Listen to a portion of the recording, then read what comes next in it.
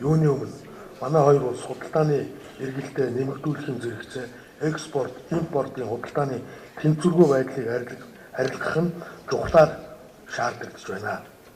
Манай хоёр улсын хувьд худалдаа хөрөнгө оруулалтын хамтын ажиллагаа довчин хэлэхэд маш чанартай байна.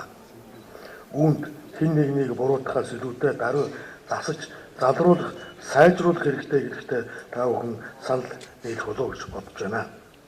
Бид Оросын холбооны улстай хоёр талын болон гурван тал идэвхтэй эрсдэлтэй хамтын ажиллагааг үргэлжлүүлэхийг хүсэж байна.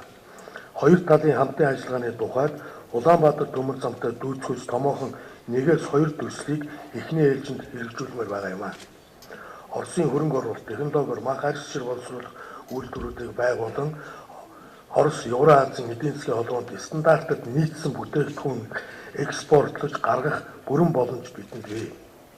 Энэ зорилтод алтан булгийн чөлөө төсвийн хүрээнд олгогдох хөнгөлөлтөө нөхцлүүдийг бид дүүрэн ашиглах нь хэрэгтэй байна.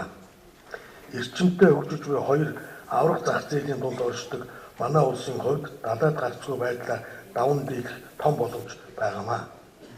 Хоёр хөршийн болон Евразийн хоёр хэлийг холбох тээврийн шугам болох боломжоо ашиглахын тулд бид Монгол-Орос хятадын эдийн засгийн коридор байгуулах хөтөлбөрийг эрчимтэй хэрэгжүүлэхээр зорж байна.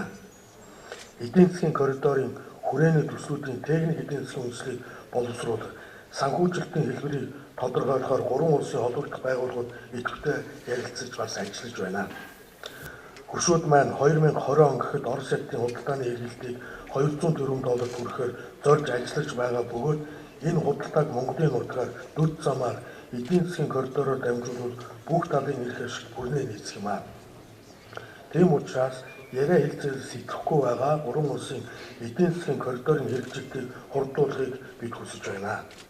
Монгол улсын бүтээн байгуулалтанд өөрсдийн талаас шаардлагатай бүхнийг хийхэд бэлэн байна.